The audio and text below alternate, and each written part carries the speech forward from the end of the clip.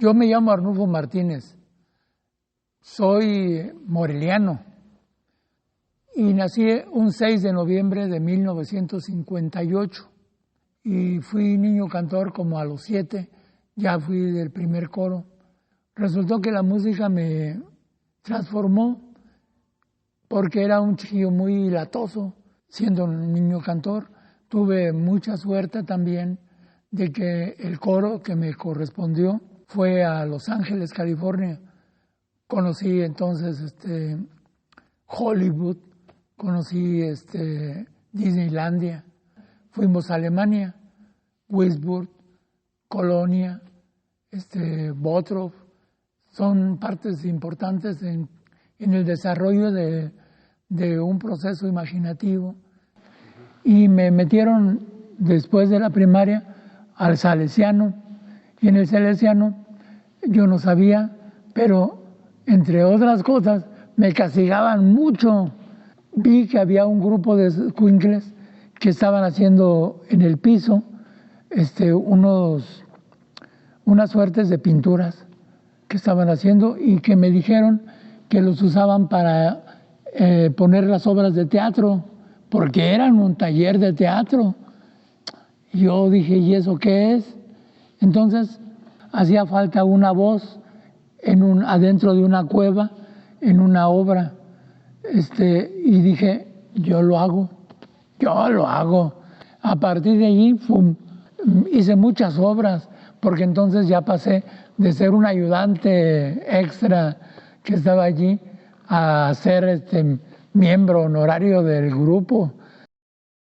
En el proceso del piano y en el proceso de la guitarra me metí más en serio a trabajar el clarinete y la flauta transversal, que fue lo que me llevó a Bellas Artes, aquí a estudiar música. Me regresó al conservatorio para hacer ya un estudio profesional. Egresé de las escuelas, tanto de la universidad como del conservatorio, y de esa manera también entré a la orquesta sinfónica. Una cosa que fue muy maravillosa fue que conocí a una persona que era Sergio Magaña. ¿Quién era Sergio Magaña? Un viejito, buena onda, platicador, con el cual estuve platicando en México. Y pasaron como 2 meses y un día de repente me encuentro en Morelia. Me aficioné a hacer la bohemia de su casa. Cada vez que podía iba, pues yo tocaba la guitarra. Entonces estoy en la casa de Sergio, muy triste, muy devastado, una noche, y de pronto se acerca y me dice, ¿y si estudiaras teatro, lo harías? Entonces yo contesté, sí. Llegué a Jalapa y empiezo a entrar en la dinámica de la escuela. Alguien dijo, va a venir el profesor Sergio Magaña a darnos una conferencia. Y yo dije, pues yo lo conozco, es un viejito buena onda, pero yo no sabía que era el dramaturgo más importante del siglo XX mexicano. Así estuve en Veracruz hasta que egresé de la escuela. En el 77 regresé a Morelia y regresé con una consigna, conocer a José Manuel Álvarez. José Manuel Álvarez era el director de teatro más importante de Michoacán y de toda esta parte del país. Y a mí me dieron la comisión, Sergio, que tenía que tratarlo, tenía que ver de qué manera, conocer cómo eran sus procesos, porque era muy brillante. Yo nunca vine con las ínfulas de ser un estudiante, de ser un egresado. Yo vine con las ínfulas de un tipo que quería conocer qué era lo que se hacía en el teatro de Michoacán. A mí me envían a trabajar en lo que era el Instituto Michoacano, en ciernes del Instituto Michoacano de Cultura. Entonces me mandan a Pátzcuaro y allá voy como maestro de teatro, formar un grupo de teatro. Pero resulta que le renuncia el director y pues a alguien le toca ser el director y pues ese soy yo. En ese interín conocí a otra persona que era Fernando López Alanís, otra cumbre del teatro de Michoacán. Y resulta que lo conozco y él me dice, tengo una obra de teatro. Él era dramaturgo, el más importante que había localmente. Entonces, tengo una obra de teatro que se llama El Huertito. ¿Te gustaría leerlo? Entonces yo digo, sí. Y lo ando leyendo. Y al andarlo leyendo, se las enseño a los cursillos, que así se llamaban ese grupo de promotores de línea. Y entonces resulta que les gusta y dicen, vamos a ponerla. La vamos a poner, ¿verdad? Entonces yo dije, pues sí, pero no así, porque no me gusta como la quieren montar. Esa fue la primera experiencia que tuve con El Huerto de Fernando López.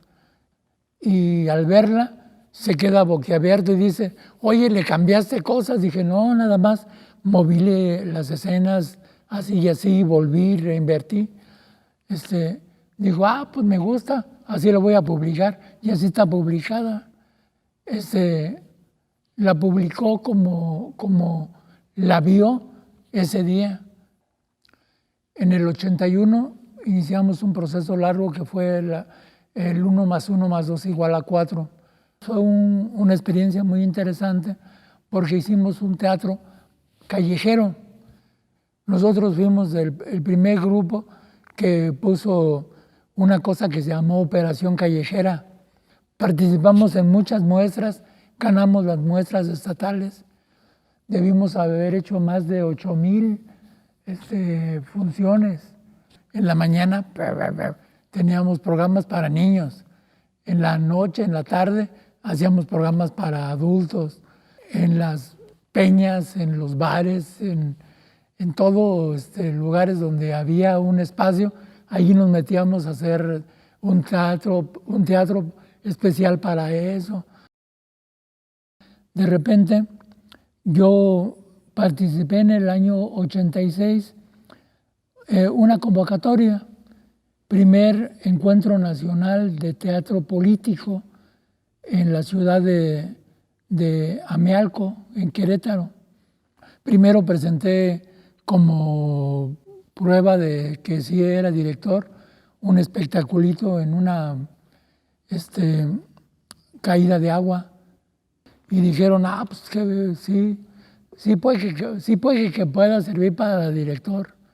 Y entonces me dieron la oportunidad de hacer el espectáculo final y ya hicimos un montaje sobre Meyerhold. Y eso a su vez me empezó a dar más oportunidad de conocer cosas.